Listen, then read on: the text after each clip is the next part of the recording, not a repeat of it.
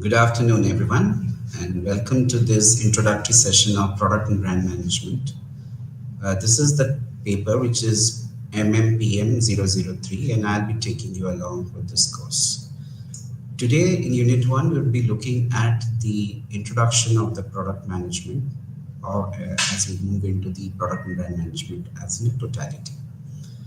All of you have been aware of what marketing management has been. And we often come across the term called the marketing mix, which are called the 4Ps. When we derive product management, it is a derivative of the marketing plan that is prepared to make marketing effective. Obviously, among all the 4Ps, the product, the first P, as we call it, is the crucial and the most important part of the marketing exercise, because that is where the revenues come in and you attend to the consumer expectations and needs. And the businesses all across offer this with meticulous planning and understanding the needs of the customer. Apart from the product, the first product, that the first P, we also have the other 4Ps, which is price, promotion, and place. These are like the supporting variables or supporting activities which complement the product so that they become successfully acceptable to the consumers at large. In this program, we are going to, in this course, we are going to look at the product management in various point of views, because here crucial decisions are made with respect to the business enterprise, because the earnings of an organization is through the products that they are offering. Hence, it requires a very meticulous planning, forecasting, understanding the various aspects of marketing factors that goes into creating products, communicating about them, and also making them available, be it product, tangible products or services. So when we're going to talk about product, we're going to look at both the product, tangible products, as well as intangible services. If you look into the gamut of product management, it looks into not only planning to bring in new products, but also to see how the existing products are doing well in the market. And also they take decisions as to whether you should be continuing with certain products. Because it may so happen that due to some environmental factors, the customers have also changed, their needs have changed. So do you want to continue with it or you want to phase it out? So all these decisions are taken under the gamut of the product management review. So we'll be dealing with all of that. We'll also be talking about the brand management, because brands again are a part of the product, which has been derived out of your product to give certain amount of acceptability from the customer's perspective. So that would be a critical thing. We'd also be looking at product quality initiatives that needs to be taken to make the products more acceptable and be satisfying the customer in the long run. There's another important concept of product life cycle, because as you know, like we have a life cycle, a product also has a life cycle. As I told you, some products have to be created. They are created by getting some inputs from the market, and then they are offered to the market. But at some point of time, you'll face competition. So how is the product going to face competition? And then further, it is going to be accepted in the larger context.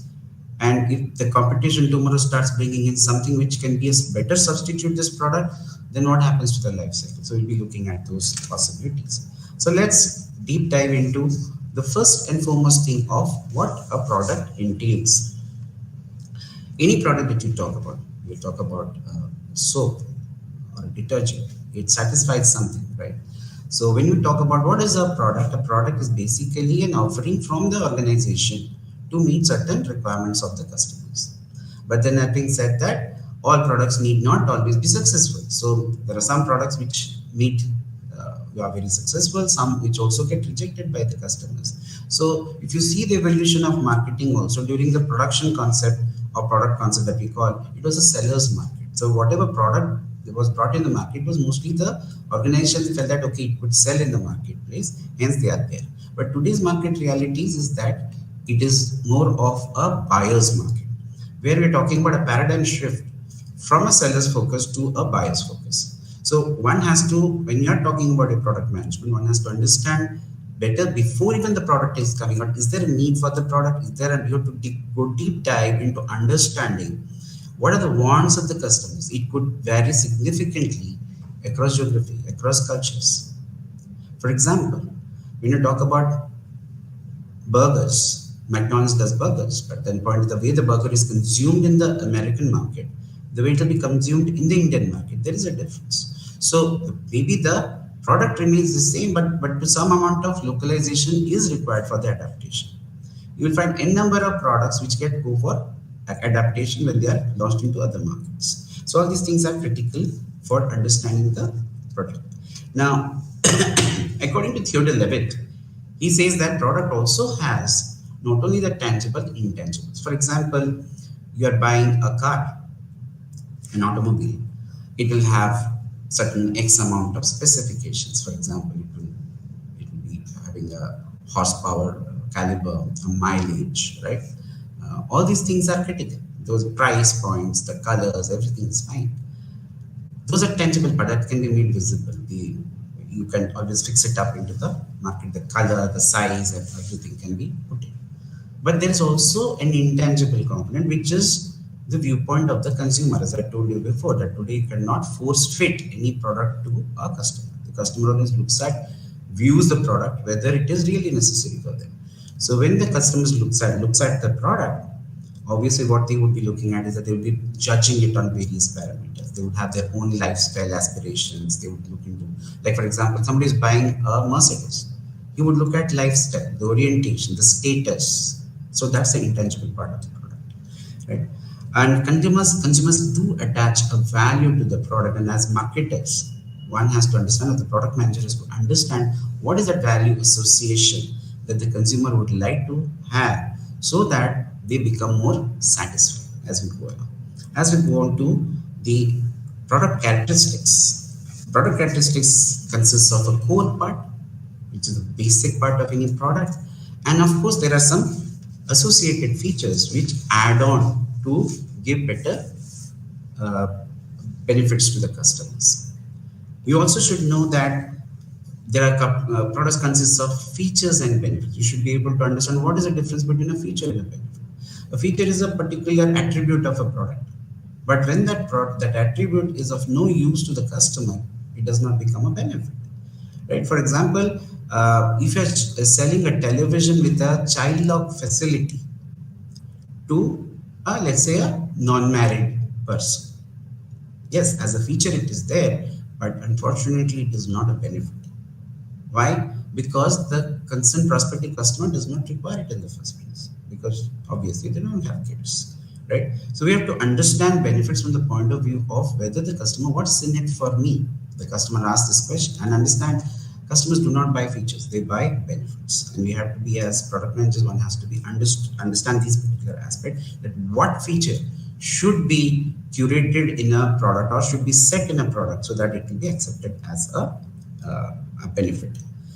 Another thing which differentiates, or which helps in differentiating one product from another product from the manufacturer's point of view, is through a brand name. So brand name is an identifier. When you talk about smartphones, the iPhone is a very classic example. Why people are running after the brand name? Because it carries certain, it stands for innovation. It stands for the best of the quality. There are certain aspirations which are also associated with iPhone. There are other brands also available. So every brand name tries to have some unique attributes which are attached to it. And while we are coining those names, we also have logos. Logos are symbols. There could be images. There could be some characters. Like in case of in Amul, we have the Amul girl, or in Nirma, we have the Nirma girl. We used to have the Maharaja with Air India, which of course was for some time it was deleted, was not taken up by the marketer. But again, they are trying to bring it back. In McDonald's, you have the treat characters Donald, right? So you will find that these things are very strongly used to bring in more essentials into the to give more credibility to the brand name. So logos play a very important part, and they become the mnemonics.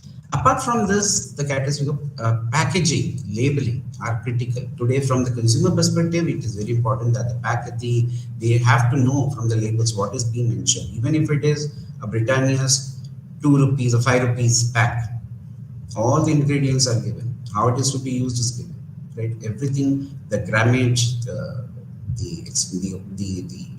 date in which can be, can be used up, right? So validity to use, so those kind of things, the barcodes, every information is given. Packaging, on the other hand, is very crucial. These days, they have been able to, packaging is called as the silent salesperson. When you are going and buying anything from the market in a superstore, the packaging plays a very critical role in attracting the attention. So obviously that is also important part of the product characteristic. Now let's look into the product levels. When you look at the products, what is the product levels have been identified based on the what kind of a value that they want to bring in with the product. So we start off with the very basic thing of a core benefit. What is the core benefit of any product? It would be like a watch, time. You want to facilitate time. But today in a watch, you find that there's so many additions which are being done. So you go to from, so there is a level in which the product has to be made available. So you have the core product, then you have the basic product. The basic product would have some of the base elements that is required to give the core benefit.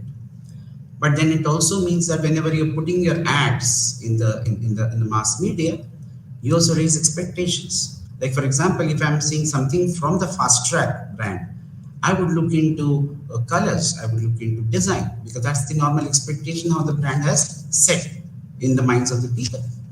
And furthermore, to be more competitive, you will find today everybody, your competitor will never allow you to sit idle, obviously. So there is always an augmentation to give some novelty to the product, to make it more multi-purpose. Like today's watch can have, let's say, you can have a health fitness program fitted into it, right? And there are smart watches which gives you not only what should be your pulse rate, what is your, when should you be having, when you should be taking insulin, all those kind of benefits. So it is a cycle which keeps on augmenting the product. We also look into something called the potential part of the product, which is basically into the future. Going for the future, what can be the new things that can come in? That's where the R&D of the company has to reorient to look into the potential part. Of course, potential part is also driven by what is happening in the competitive space. Today, if you see the September month is considered to be an Apple month. Everywhere today, if you're seeing the newspapers, you must be seeing the ads or some articles. What new thing is going to come in iPhone 15, which is a, so it's a potential which is looking at the future part of the thing, and this will keep on happening. This creates a pressure on you as a marketer to come up with better products to cater to the market. And this is a up. So some products do get weeded out in the process. As I told you, in the life cycle, some products get weeded out and new products come into existence. And that is a constant thing which will keep on happening. Let's look into the product classification. How are products classified? They are classified primarily on the three parameters. One is the durability and the tangibility. We just look at, as you can name from the name, durability and tangibility. You're looking into durables, non-durables, and services. Now, mostly durables are tangible products, and non-durables are also tangible. But then non-durables are used for a frequently used products, something like a grocery item, staples, and convenience goods that we call it, right? That's another classification which I'm not going to talk about. But those are goods which are repeatedly used, and they are non-durable in nature. They're something like food products. They are non-durable. Your toothpaste, detergents, they get consumed very fast. So there's a repurchase involved in it. And durable goods, of course, like your refrigerator, ACs and all, they are, therefore there's a tangible component which sustains for a longer period of time. Services, which is like, for example, you go for a haircut, you go to a restaurant, right? These are services which you consume then and there and it's finished, right? Banking services, these are all services. These are intangible. You can't touch and feel that, right? So it's intangible in nature. The second level of classification of products, we talk in terms of the consumer, the way the consumer is approaching or responding to buy, what kind of effort is put by the consumers to buy. So this is another classification which is mostly used in consumer behavior, which are called the convenience goods. Convenience goods are those products where there is minimal effort put in by the consumers to buy. So mostly your grocery items, which you do day to day, the toothpaste which I mentioned. So we put very less effort in buying because they are utility. They are life saving. They are part of the physiological requirements maybe.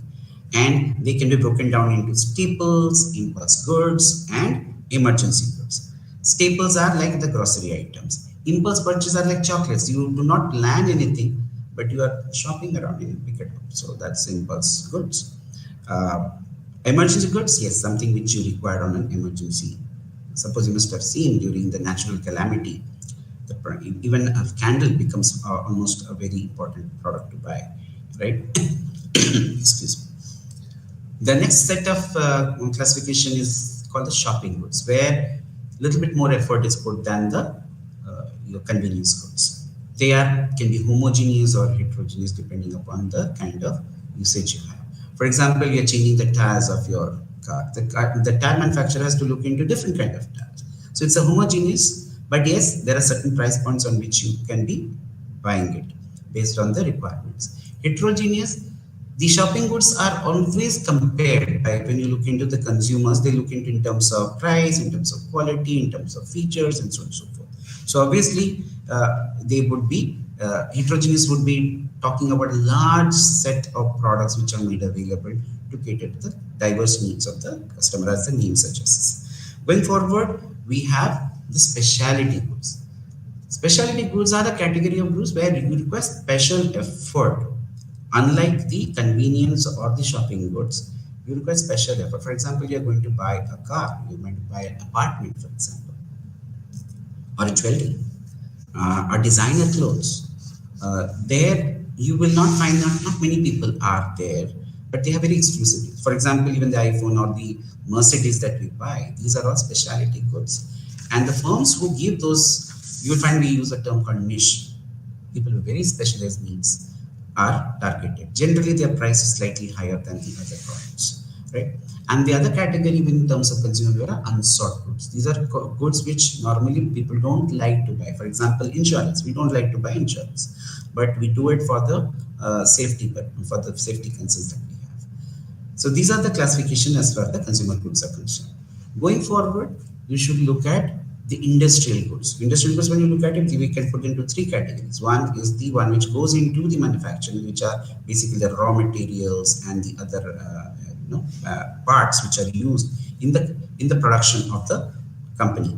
Because in industrial, somebody is taking raw material and converting them into finished goods. So the first part is the material and the parts. The second one is basically the capital goods. Mostly they have to put infrastructure. They have to also talk about various fixtures, machinery and things like that. Those are the capital goods. The third category are the services which keeps these things running. These capital goods which are there, which I talked about, they keep them running, and they can be broken down into maintenance and repair items, which helps them to tie over the situation. Another critical thing as we look into the classification further, we need that today there's a need, or it has been felt quite long back also, that products need to be differentiated. There has to be a differentiation which needs to come in, and they are critical to the competitive advantage of a product. Because if you want to be competitive, I should tell you that how am I different from the other brand. So that becomes a critical part of a differentiation. And sometimes you will find that there are different factors which are considered to differentiate. We'll talk about that. And then we will also look into how your product design can be a differentiator. Right? Let's go to the various aspects of a product, like for example, the features, the repairability, the conformance standards. When you see an advertisement that your product can give certain benefits or certain things, so there's certain quality standards. For example, you say that the capacity of this washing machine is so and so, it can clean so many X amount of clothes in some time. So you're talking about certain conformance, certain product qualities which are there, and these are critical for them. When you talk about my bike gives X amount of mileage, you're talking about a set standard that today a bike should give this much of mileage to be competitive in the space. Otherwise, other competitors will provide and you'll be out, right? So these are critical for your in terms of repairability. In terms of repairability is a very interesting concept. Like there are certain products which require repairability. For example, cars. In Indian consumers, it is found that uh, we are very repair conscious. That we buy a car, it is like a, I mean, people put money. They want to see it at least it will stay for quite a bit of time, as much as possible. But slowly that thing is changing. Today you'll find you buy a new car, you would change it another 5 to 6 years. Earlier the people used to preserve it, used to go for a repairing. Even that's a consciousness which is there, but slowly the market is also changing. So repairing is also one factor. Apart from this, we also have the service differentiators. Service differentiators are like, suppose you are, if you are into an organization and you're buying laptops or you're buying desktops, it has to be installed. People have to be trained. If you're buying a Xerox machine, photocopiers, some people have to be trained. They have to be made to go through. Now, in case of individual purchases also, when we buy certain products, we go through demonstration. We go through after sales services. Now, these are critical for the service differentiation. We promise a lot of things to them. How do we go about, how do we educate people? How do we make them use the product? Because most of the products have been found that people buy it and they don't use it. And they don't use it, that is the reason why they don't perceive the value of that product. So the service backup is very much required along with the tangible product to make it viable in the marketplace. So you will talk about maintenance, returns. There are warranties which are there. Warranties are there to basically safeguard the interest of the consumer.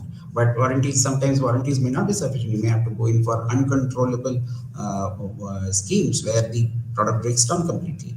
And you'll find that some cars are brought back to the market to change certain parts because some kind of a production mishap had taken place. So, which we call as recall of cars, and you can do that and give a completely new setup with absolutely giving no cost. Because these are going to be differentiators in the marketplace. And the third part when we talk about differentiation is the product design. Today, product design is critical because product, as I told you, is the tangible extension what a company offers or a manufacturer offers. So that being the thing, today the design quotient of every customer has significantly changed. So you have firms which call for design. For example, the sanitary fittings, Jacquard.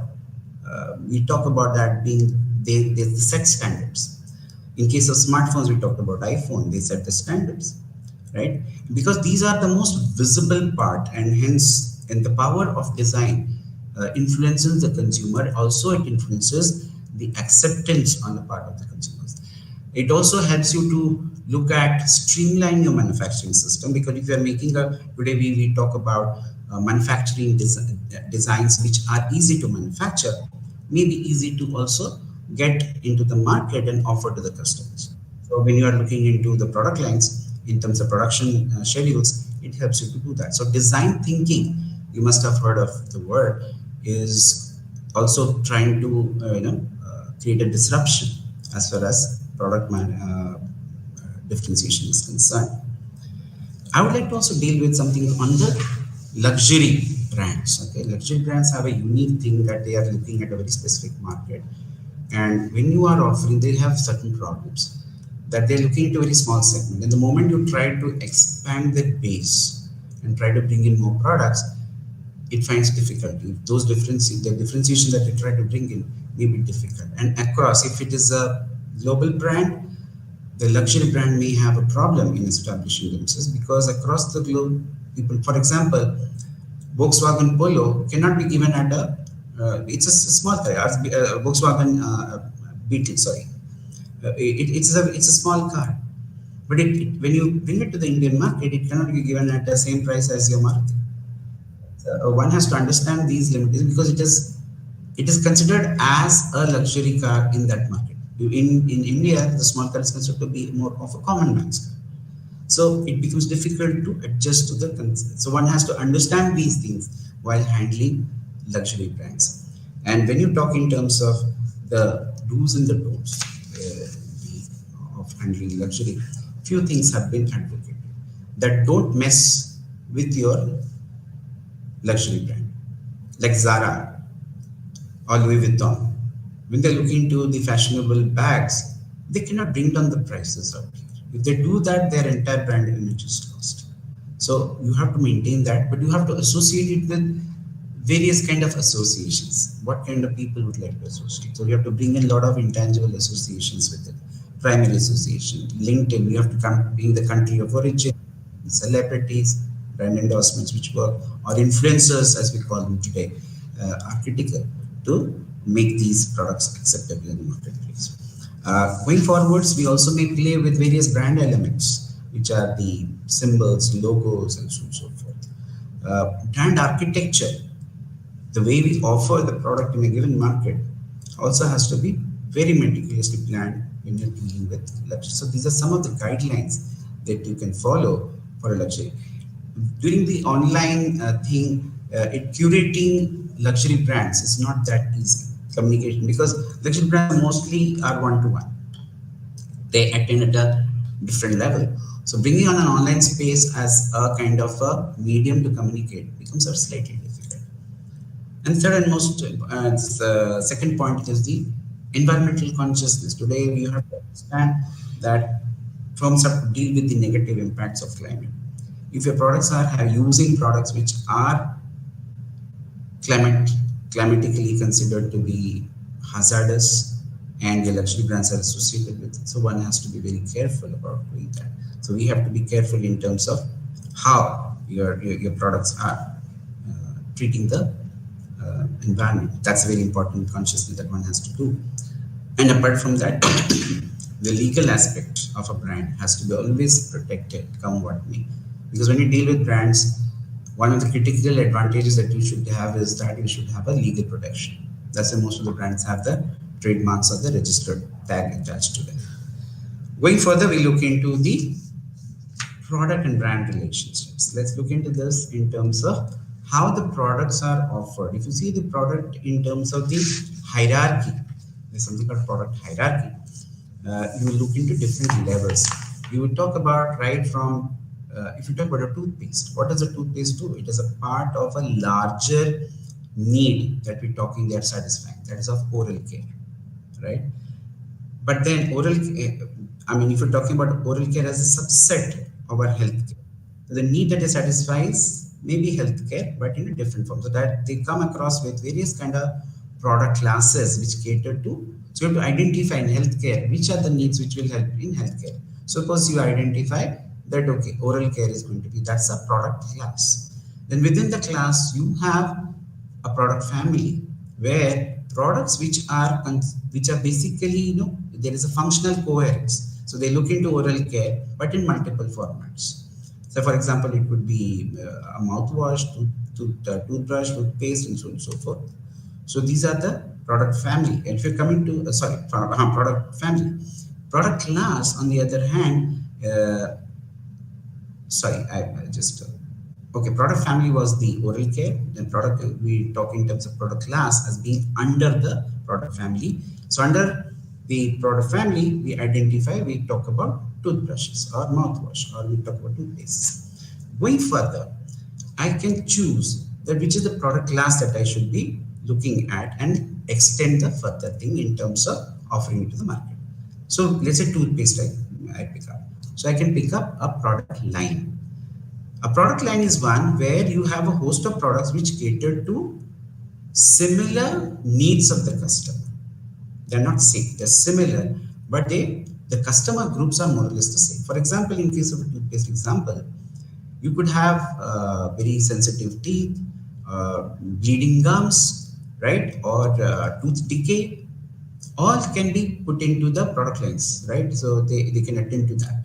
So toothpaste would cater to multiple kind of needs. So you can have, they will all come under the product line. So on toothpaste, you will have different products given to different kind of needs. So they are similar in terms of toothpaste, but cater to different needs that the customer may have. So, but the customer groups are dealing with cleaning the teeth. So obviously that's where it's called a similar product groups. So that is a product line. Going further, you would have to identify which one is giving unique one. Like for a decay, you could have one type. For pain, tooth pain, you can have another type. You can have a clove-driven thing for something else, or for bleeding gums. So that comes as the product type. Furthermore, you say that no, I want 100 grams. That becomes an item. That is also called an SKU. So this is called a product hierarchy. It's very important from a product management because it scopes in from the larger base need to what you are going to make it available and operationalize your product to the that you are offering to the customer. Another set of products line strategies that one has to, or product strategies that one has to understand are which is called the product mix. So what is a product mix? A product mix is one where you are talking about the complete assortment or the range of products that you are giving. It has certain dimensions. It has got a length, it has got a width, it has got a depth, it has got consistency. So let's look at that. What is a product mix parameters in terms of width? Just now I gave you the example of a product line. Product line, let's say you talk about a company like HUL, FMCG company. Product lines would be detergents, soaps, right? You can talk about oral care products or food and beverages products and so on and so forth, atta and all that. So each of them is a product line. So when you put all of them together, that would contribute to the width of the product mix. What is the length? Length is, let's say, within these product lines, you have got different varieties. When you take a sum total of all the things that you are offering, that is called the product length. For example, in HUL, when you put all the FMCG product lines that they are offering, including, let's say, soaps, there are some 20 varieties, 30 varieties, right? All that when you sum it up, that will contribute to the product length. So the largest length would give you the length of the product mix. The depth is something to do with what you are giving in terms of product form. For example, if you're talking about a detergent can be made available in a 1 gram, 100 grams. It can be 1 kg, 500 grams, right? You must have seen sachets. Why they are there? They are giving more depth so that more and more customers can buy. Perhaps earlier they were only available in 500 grams, so some people could not buy. So you can convert non-users into users if you do that, right? So it gives you the depth of your product mix. Consistency is that where most of the products which you are offering have certain similarities in terms of the production, in terms of the distribution, in terms of how the operational aspects can be leveraged upon. So there is some kind of a relatedness in that. So when you are looking into your product mix, either you have to look into your product lines, which will be summing up your product width and the length, the kind of range that you want to give, and also the depth, because depth gives you more increasing power to reach out to your customers, more reach to your customers. And consistency is basically to bring in certain amount of relatedness that is there in this product and managing them effectively. It's very critical because when you are handling a product like a consumer durable product, like Samsung, consumer electronics, they're into televisions and so on and so forth. They are able to bring all these products together under the one thing called product mix. So you've got consumer electronics, you've got entertainment products, you also got refrigerators, you've got a washing machine, all are consumer electronics. Each of them is a part of the product mix in the consumer electronics. They've got other buckets also. So when you put into the entire range, you will find that it becomes a larger domain to manage. So obviously that's why we are talking about each of these product mix have to be separately handled, looked into, and in terms of going ahead, very critical decisions have to be taken. One of the critical decisions that one has to take in terms of product lines is that whether we should, you must have seen a product which is introduced in the marketplace, after some time you add on some features. So this is called line stretching. You may have to go for a line filling exercise. You feel that the competitor is giving something else which you have lost out on, you would like to go and fill that gap. So when you do that, you are doing a line filling exercise. If why you do that? So that you can fight back your competition better. You can also offer more range to your customers to buy your product. right? Line stretching offers, basically it's important because because the customers have utility have changed. For example, you're adding certain features to accommodate people whose aspirations are there for higher products. For example, I want a phone which has got all the features of what a camera can have. So that's where the smartphones have tried to do that. So it's an upward stretch, right? It is more or less a phone, but it's an upward stretch. But I can also say that, okay, fine, I don't want all those features. I want to go for a very basic function of this. I don't want to pay for the other additional features of streaming, the kind of data it can handle. Of course, that's unlikely these days, but there are also feature phones, right? Which is used for utility purpose. That's a downstretch product. So you've come across many products where certain components have been weeded out and new product categories have come into place, right? And you'll find certain products like a moped. When you talk about scooty as a scooterette, is an upward stretch from your moped, but a downward stretch from your scooter. They created a completely new category in the marketplace to fight back the competition, and you know, rest is history. Scooty is a category which has established itself in the Indian market and doing very well, and other competitors were forced to get into it. In the automobile market, compact SUV, Ford Motors got into EcoSports. You will find that they forced the SUV market players, the bigger players who are in the SUV segment, sports utility vehicle, to look at a compact SUV exclusively for the Indian market, because the Indian market is sensitive to that. So these are the terms of what you can do to your product line. As I told you before, these decisions cannot be taken out of the blue. There has to be consistent research, planning, forecasting, and creation. So we are talking about an idea which needs to be plugged in, that from the consumer, what we call as the consumer insights. These consumer insights then have to be realized in the as a brainstorming session to come up to convert those ideas into tangible products, and you have to put your R&D people to make prototypes which can work in the marketplace, and you put it to testing and see how the customers are accepting or not accepting, go for market testing before launching them. When you talk about all these activities are considered under the product planning process. So when you talk about new product development, right from the ideation to the commercialization stage, we'll talk about that as we go through. You'll find that meticulous planning has to be done by the product managers in order to execute the marketing of products and services. Product planning essentially has got two parts to it. One is the operational part of it, which is very, very critical. But at the same time, perceptions. When you deal with consumers, you cannot, in today's competitive world, you cannot take the consumer away because we are in a bias market. That is why most, like for example, the DIY concept, do-it-yourself concept.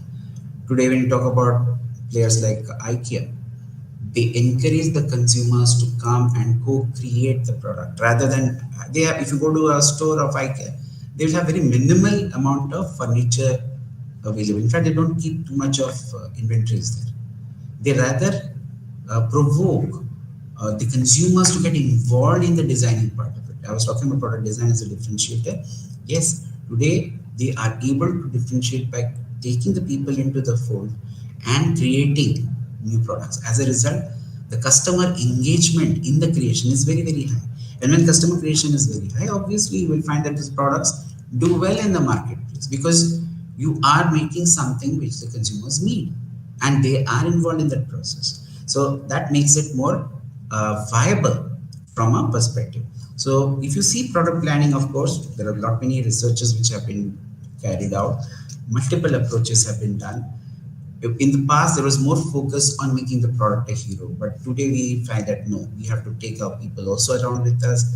So there are different changes which are coming, dramatic changes. Like for example, they are saying that if you are operating with your products, one of the approaches which we talk in terms of product planning is that don't change the product, keep the product and the marketing strategy. Others say no, look into maybe keep the product, but the marketing strategy has to change. For example, when you're talking about an Omega watch being offered to the Indian market, you would like to use an Indian brand ambassador to talk about rather than using a international. So you're customizing that. So adaptation is there. I already talked about the McDonald's story. When Kellogg's came to India, they had to look into what makes the Indian breakfast so important, because they wanted to change the breakfast habits of people. A country which was used to using flattened rice, idlis, dosas, upmas, parathas, you're trying to change them to a health option in terms of uh, uh, conflicts. Not that conflicts were not there, but they made marketing and sales. But they don't have any say in, or they don't have the capacity to control those activities. But they play a role. They are valid. They have to validate the products that these people are doing in and putting it into the value chain to the market. And obviously it is a team effort. It is not a kind of the responsibility of product managers alone. So today when you talk about companies are becoming consumer oriented. Yes, everybody has to look at the end user as the beneficiary, major beneficiary. Product managers play a role in that, but they basically it has to be facilitated by other. So they get into a matrix kind of where they are not only doing their own work, but they also have to coordinate with others. So they have a kind of a role responsibility, which is a duality of command has to be established in terms to make them work. So they will be operating under different heads to make things happen. So that's a tough call, but then that's how it is. As the complexities grow, you will find across companies, you will find verticals being created. Each vertical is handled by different brand managers. Product managers have become brand managers. How brands can grow. Today, brands have gone beyond product categories. Maggi is a very classic example. It started off in noodles, but if you see today, it has gone into multiple product categories. So these are some of the challenges which will you know which the product managers will face as we go along. And in a B2B setup, if you see the kind of interaction that the product manager has is multiple, as I told you, right from your intelligence, market intelligence, the R&D, the logistics company, the production guys, the advertising agencies, all those things. If you see, they require a larger interface with the various multiple departments. That's why I told you before that today's marketing is not the responsibility of the product managers or the brand managers alone. It is a team effort. End of the day, one has to understand that to satisfy the customers, to give more value to the customers. So when you say value, what does that mean? I look at values as something like which is increasing the benefits to the customers while you are minimizing the cost. So customer acquisition is a big challenge. So until unless you give products or services which the customers need, perhaps you will have a dislike in the entire process. So I've given you a fair amount of understanding of what product management is, starting from understanding the realities of how critical is the product function in the marketing mix and how it has to be ably supported by the other complementary variables. Understanding what a product is, simply a product is an offering from a market, but what does that offering has to be accepted end of the day. So what are the characteristics it should have, the brand names, the labeling, all play a very critical role in differentiating the product. Design elements which also differentiate, right? The forms differentiate, the structure differentiate, right?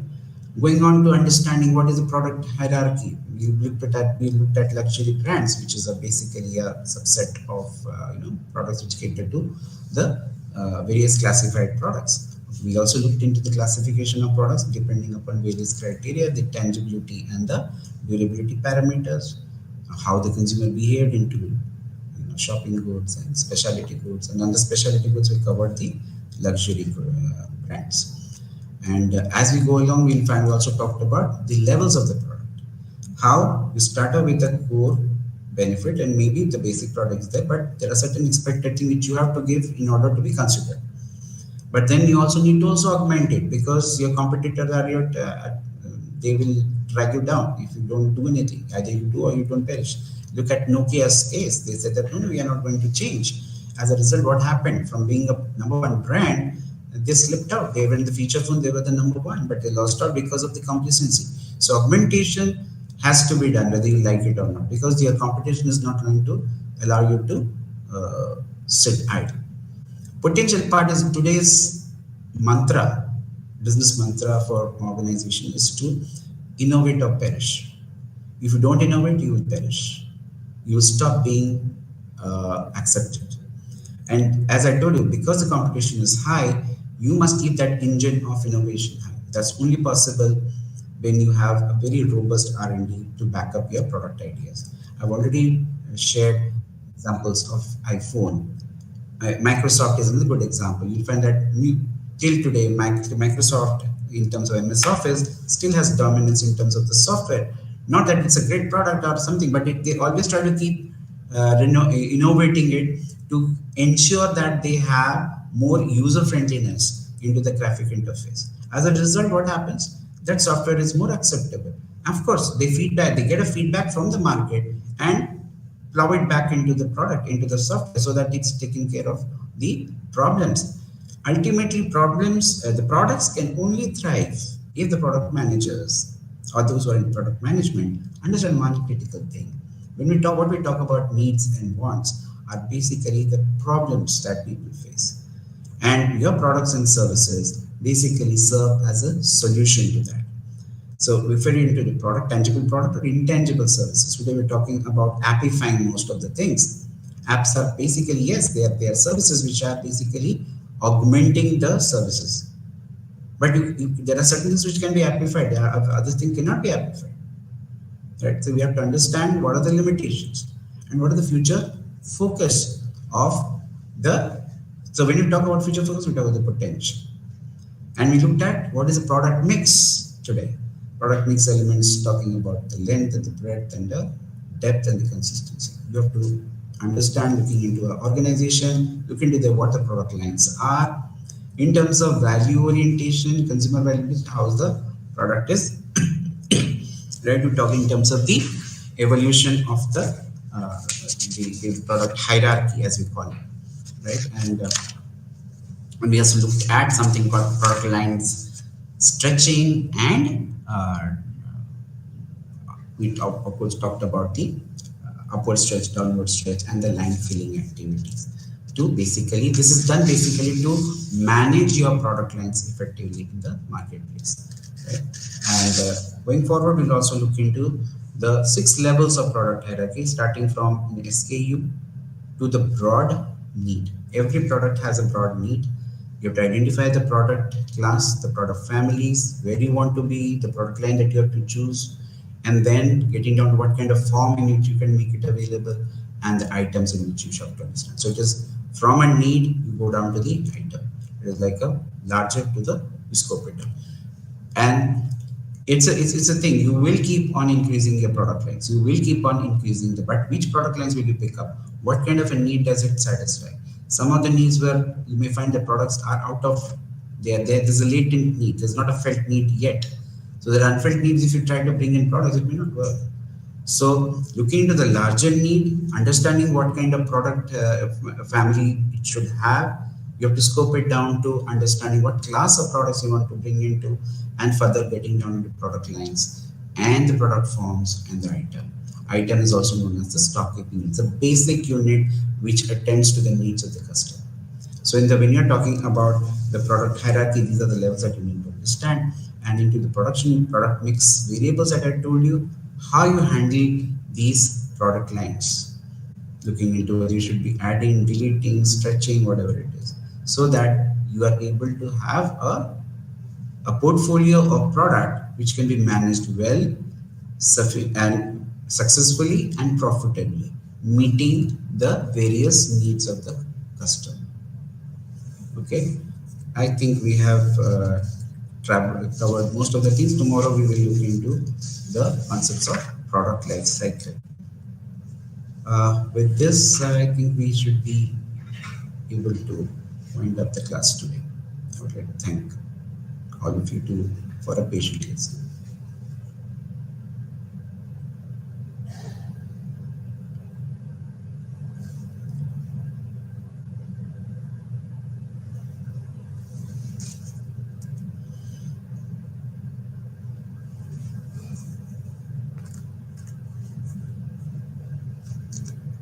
I would also request you to please go through the activities which are given as a part of the study material.